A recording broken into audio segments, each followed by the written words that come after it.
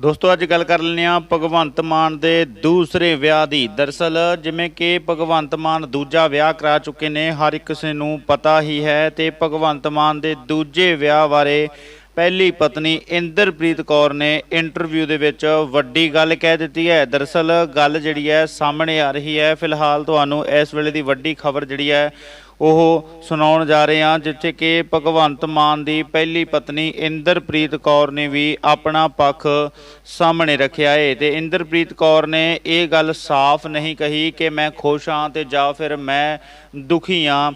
ये बारे कोई भी खुलासा नहीं हो पाया। फिलहाल जिमें कि भगवंत मान का कल आनंद कारज होया है गुरप्रीत कौर दे नाल, ते उदों पहला एक फोन किया गया सी अपनी धी राणी नूं, जिहड़ी कि सीरत कौर मान उन्हां दे नाल गल जिहड़ी सी जरूर हुई सी।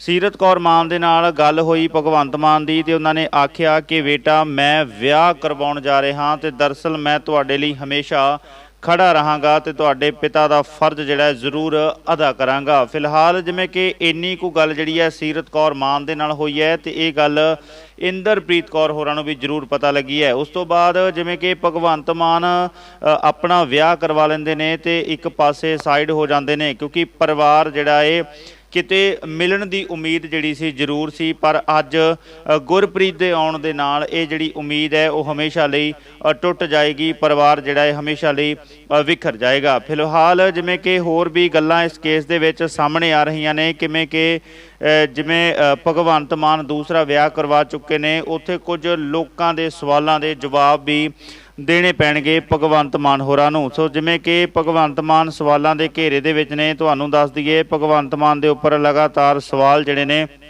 ਉਹ ਉੱਠਦੇ नज़र आ रहे हैं। तो डॉक्टर गुरप्रीत कौर नूं लैके भी कुछ सवाल जिहड़े ने वो सामने आ रहे हैं। फिलहाल पहलां गल कर लैंदे हां सीएम भगवंत मान की पत्नी का विआह पहला ट्वीट हो रहा है वायरल। दरअसल अज विआह के बंधन दे विच वज चुके ने भगवंत मान। इस तो पहला उन्होंने विआह की चहल पहल देखने नूं मिल रही है। भगवंत मान गुरप्रीत कौर दे नाल विआह रचा चुके ने। इस विआह के कुछ चोणवें मेहमान ही शामिल होए सी। इस तो पहला भगवंत मान की होने वाली पत्नी का जानी कि जिहड़े अज हो चुके ने, तो विआह होने तो पहला एक ट्वीट किया गया सी जो कि अज वायरल हो रहा है, जिस च उन्होंने लिखा है कि दिन शगना का चढ़िया।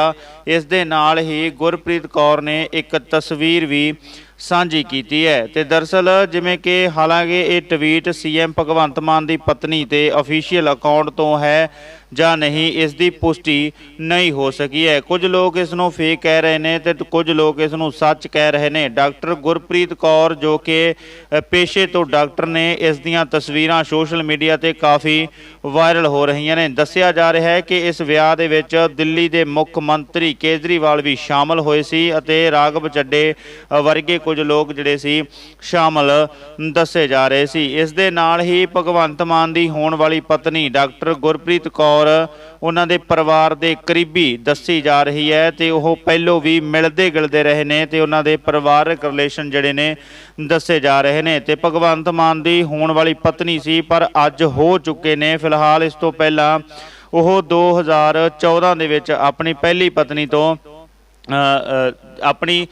पत्नी तो तलाक लै चुके हैं। 2015 दे विच तलाक हो चुकिया सी, क्योंकि 2014 दे विच तलाक की अर्जी जिहड़ी सी ला दी गई सी। 15 दे विच उन्हां दा तलाक हो जाता है। उन्हां दे 2 बच्चे दिलशान अते सीरत ने अमरीका दे विच अपनी पहली जिहड़ी है माँ जिहड़ी कि भाव भगवंत मान की पहली पत्नी इंद्रप्रीत कौर दे नाल ही रह रहे हैं। विआह दीआं तैयारियां प्रदेश के सूबा प्रधान राघव चड्डा ने संभालियां सी। भगवंत मान एक सादे समारोह के दौरान दे विच बंधन दे विच वजे सी विआह दे। इस विआह दे विच भगवंत मान दे परिवारक मैंबर अते रिश्तेदार भी शामिल रहे सी। दरअसल जिवें कि ट्वीट जिहड़ा वायरल हो रहा है, तो इस ट्वीट दे विच गल जिहड़ी है साफ साफ दिख रही है कि यह विआह जिहड़ा है गुरप्रीत की मर्जी दे नाल होया है। लोग कहण नूं भावें कुछ भी आखी जाण जां कुछ भी कही जाण, पर यह जिहड़ी है गल पूरी साफ हो चुकी है कि गुरप्रीत दे असल दी मर्जी जिहड़ी है नाल ये विआह बिल्कुल होया है। भगवंत मान तो पहला मंत्री के अहुदे ते रहिंदे होए इन्हां शख्सियतां ने भी विआह करवाए सी। तुहानूं उन्हां बारे भी जरूर दसना चाहांगे। ਜਿਸ ਤੇ ਭਗਵੰਤ ਮਾਨ 48 ਸਾਲ ਦੀ ਉਮਰ ਦੇ ਵਿੱਚ ਉਹਨਾਂ ਨੇ ਦੂਜਾ ਵਿਆਹ ਕੀਤਾ ਹੈ ਤੇ ਉੱਥੇ ਹੀ ਉਹਨਾਂ ਦੇ ਡਾਕਟਰ ਗੁਰਪ੍ਰੀਤ ਕੌਰ ਦੇ ਨਾਲ ਵਿਆਹ ਹੋ ਚੁੱਕਿਆ ਹੈ। ਇਸ ਮੌਕੇ ਅੱਜ ਤੁਹਾਨੂੰ ਅਜਿਹੇ ਕਈ ਹੋਰ ਆਗੂਆਂ ਬਾਰੇ ਵੀ ਦੱਸਾਂਗੇ ਜਿਨ੍ਹਾਂ ਨੇ ਮੰਤਰੀ ਦੇ ਅਹੁਦੇ ਤੇ ਰਹਿਣ ਦੌਰਾਨ ਵਿਆਹ ਕਰਵਾਏ ਸੀ। ਦਰਅਸਲ ਕਰਨਾਟਕਾ ਦੇ ਸਾਬਕਾ ਮੁੱਖ ਮੰਤਰੀ HD ਕੁਮਾਰ ਸਵਾਮੀ ਦਾ ਪਹਿਲਾ ਵਿਆਹ 1986 ਦੇ ਵਿੱਚ ਹੋਇਆ ਸੀ ਅਤੇ ਦੂਜਾ ਵਿਆਹ ਉਹਨਾਂ ਨੇ 2016 ਦੇ ਵਿੱਚ ਮੁੱਖ ਮੰਤਰੀ ਰਹਿਣ ਦੇ ਦੌਰਾਨ ਕਰਵਾਇਆ ਸੀ।